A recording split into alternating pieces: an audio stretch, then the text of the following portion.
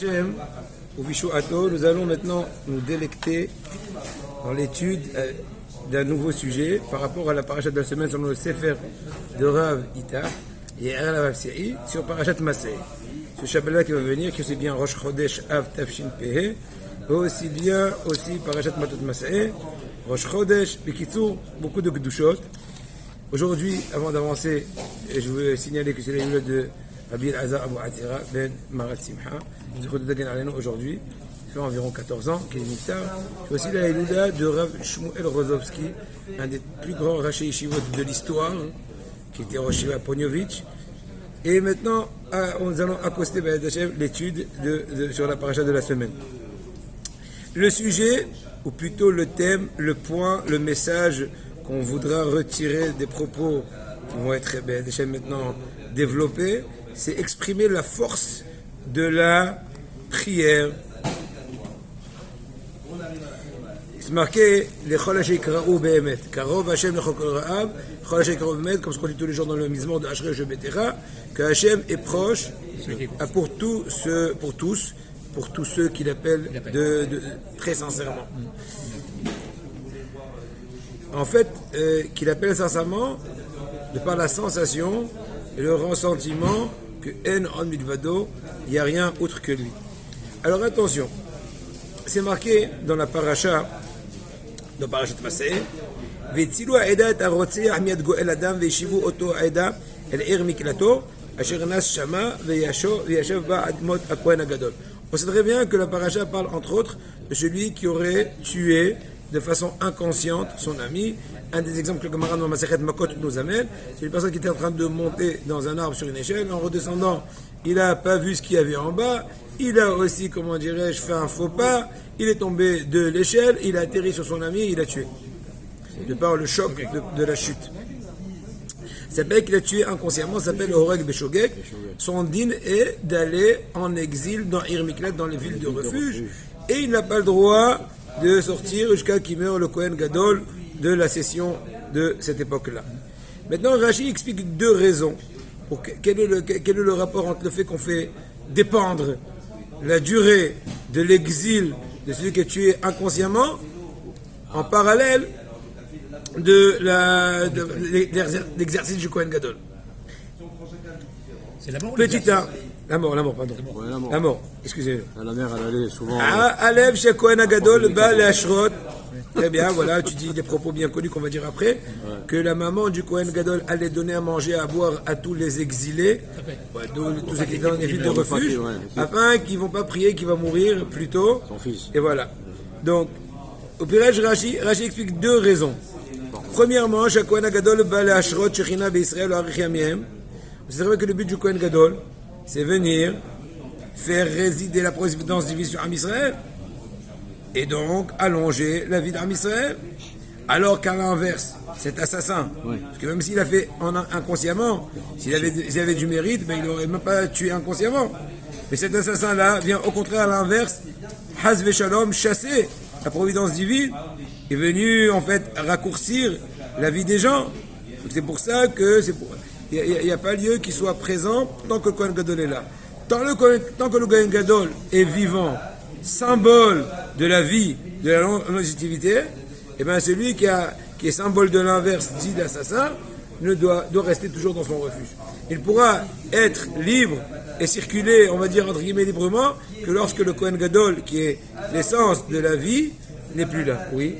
Parce qu'en fait, il y a un principe, on dit qu'il y a aussi la vengeance qui doit venir derrière. Oui. S'il est libéré, oui. Il peut se faire tuer en sortant de la ville.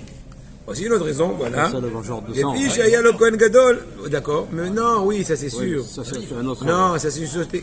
C'est la raison pour laquelle il doit être exilé. Maintenant, pourquoi il va sortir Pourquoi tu fais dépendre du Kohen Gadol? Alors dis, ne sors jamais. Parce que, non, je pousse ton idée. Non, je pousse ton idée. Si la véritable raison c'est la tienne, on va lui dire que tu vas rester là-bas à perpétuité parce qu'il y aura toujours, en tout cas jusqu'à nouvel ordre, des proches. Ou bien on aurait pu faire dépendre la durée de l'exil tant qu'il y a de la famille en potentiel de vengeance. Or, la Torah ne fait pas dépendre de cela, bien que c'est une raison en soi pour être exilé. Mais là-bas, c'est juste une protection.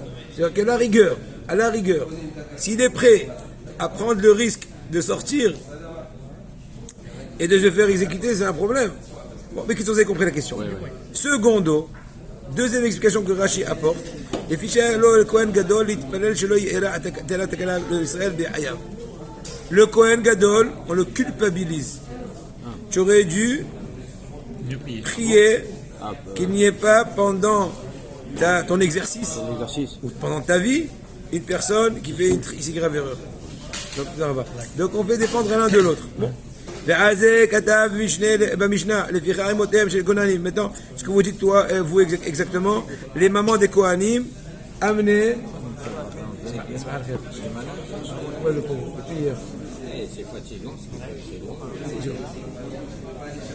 José dit, les mamans des Kohanim, ils amenaient à manger, à boire et des habits afin qu'ils aient honte ou ils aient la mauvaise conscience de prier sur leur fils qui meurt, le Kohen Gadol. Donc chaque marque active qui l'a inam le tavo. C'est la Gemara j'ai l'aime le vakesh l'amim al doran velo bikshu. La Gemara pose une question, je comprends pas. C'est marqué que une malédiction gratuite, il faut pas avoir peur d'elle. Non. La Gemara dit oui, d'accord, mais là, étant donné qu'ils auraient pu demander sur leur génération qui est le Kohen, qu'il n'y ait pas un tel drame, donc c'est une faille qui risquerait de donner l'occasion à la malédiction à Shemishmor d'agir. Réfléchissons ensemble. Kohen Gadol, c'est le tzaddik de la génération. Il représente le travail le plus saint, le jour le plus saint, le moment le plus saint, l'endroit le plus saint pour expier la chose la plus grave. Tzaddik Gadol, tzaddik de la génération. On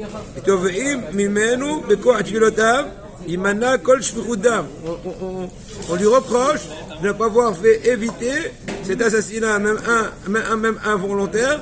Il n'est pas assez prié, il n'a pas assez mis le paquet. Je ne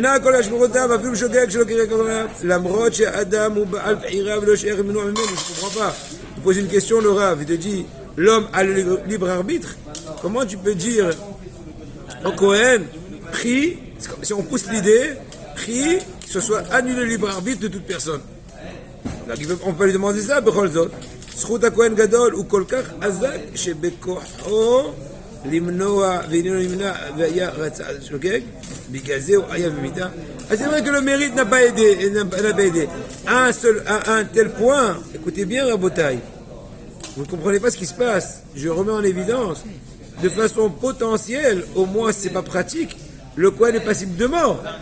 La preuve, c'est qu'il risque de se faire insulter par l'assassin exilé et que cette insulte n'est pas appelée quand même une insulte une insulte gratuite, vu qu'il est coupable. Donc en d'autres mots, il a préparé lui-même le Kohen, de par sa culpabilité, de ne pas avoir assez prié, le Kéli, la bonne raison d'être apte d'être insulté. Incroyable. Là, ça change. Il faut comprendre ce qui se passe là. Non, c'est grave. Mais il faut comprendre ce qu'est le fin fond maintenant. Je vais expliquer le fin fond. On va comprendre le fin fond. Mais déjà, je vais comprendre déjà le dilemme, le problème. Ça montre la responsabilité du Kohen, parce que il a. C'est vrai. Oui, mais n'oublie pas qu'il y a un libre arbitre. Non, mais justement. Donc tu veux dire qu'il est tellement important qu'il peut avoir des fois être passible de mort. Ouais. Non, mais il n'y a pas eu beaucoup de morts comme ça. Il n'y en a pas eu beaucoup. Mais on n'a pas rabbi. Oui. Si on part du principe que le Kohen il a cette responsabilité.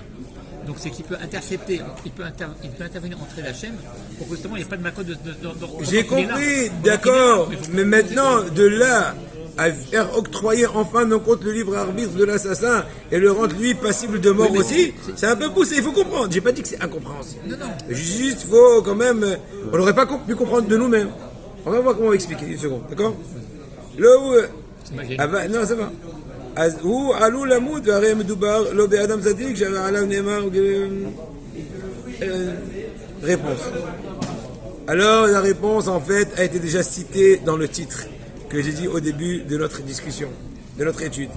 C'est marqué dans le Teilim, dans Ashrei Shevedera, Hachem est proche à tous ceux qui l'implorent, à tous ceux qui l'appellent sincèrement. Et sur ça, le Midrash dit, écoutez bien, Yachol Lakol, sincèrement à tous, Karov Hashem Nechol Koreav, vraiment à tous. La Midrash continue. Oui, mais la suite, Yachol Shekarou Behemet. La condition est que tu l'implores sincèrement. Une fois que tu l'as imploré sincèrement, sache que c'est une force de tefila incroyable. Croix les fils et Etzir Lomar, Karov Hashem Nechol Koreav Behemet. La פירוש הפסוק הוא ככה, קרוב השם חוק אב, לא רק לצדיקים, זכאים לאב לאלה שאינם ראויים, לא רק בקשה מוצדקת, אלא גם אם אינה מוצדקת, לטובה בשביל ישראל, גם כן השם נעתר בתנאי. Donc en un mot, même si une fois une personne peut demander même des choses qui sont, on va dire, hors piste, à la rigueur même contre la volonté d'Hachem, mais s'il demande très sincèrement, à Kadosh Baruch Hu, entre guillemets, il ne tient pas, il lui donne. Avec Mouché. On parle du Kohen Gadol. Non, maintenant on ne parle pas du Kohen Gadol, au contraire. On parle que même l'assassin, l'exilé, s'il prie du fond du cœur Hachem, fasse que le Kohen Gadol disparaisse, Hachem, en fin de compte, il va à un certain moment accepter cela. Donc encore une fois, on n'est pas en train maintenant, faites attention à ce que j'ai fait maintenant. On a inversé la situation. Ça veut dire que le Kohen, on va parler en pourcentage, bien que c'est pas très approprié, mais c'est pas grave. Juste pour vous un peu, pour un peu rapprocher les choses, saisir les choses. Au début, on a compris que le Kohen a 90% de cause d'être tué parce qu'il n'a pas prié. On n'a pas compris. C'est le bravi de l'autre. Ah, j'aurais dû prier, d'accord, je suis peut-être un alibi, je sais pas quoi, mais passible de mort. C'est le patron d'Israël, enfin, sur terre. D'accord, mais venir à le rendre responsable et le condamner de mort, c'est pas évident. La réponse, il n'a pas compris. Lui, c'est possible que le degré de responsabilité à lui, il n'est pas passible de mort en soi. Mais le simple fait qu'il aurait pu prier, qu'il n'a pas prié, est suffisant pour que la prière du fond du cœur de l'exilé va faire son fruit. Donc on a inversé les pourcentages. C'est pas qu'il est 90% condamné à mort et la tefila va venir. C'est l'inverse. C'est-à-dire qu'il y a un petit pourcentage qu'en soi, ce pourcentage-là n'a pas de potentiel de le culpabiliser et d'être apte de mort. Mais la tefila du fond du cœur, c'est elle qui va faire l'inverse. C'est elle qui va chez Adam, מבקש איזה דבר שחושב שיכול לחיות בלעדיו, חושב שאפשר לקבל בפנייה על השם. Alors là, quand tu implores Hachem, tu implores ça un peu de façon fade. Et bien là, c'est pas sûr que tu vas être exaucé. Donc tu dis, ben Hachem, j'en peux plus, je t'en prie. Voilà, ça va. C'est dans le bon sens. Alors ça vérifie quelque chose d'important. C'est-à-dire que le Kohen Gadol, il n'a pas prié pour le peuple. Donc il est arrivé des assassinats involontaires, mais voilà. Par le et maintenant, voilà, on a dit que l'assassin risquerait de prier contre lui. Contre lui, ça va dans marcher. quel sens? Vu sa prière à lui du fond du cœur. Voilà. C'était le message à Paracha. Il y a encore une suite, peut-être demain, on verra. Maintenant, on passe de sujet.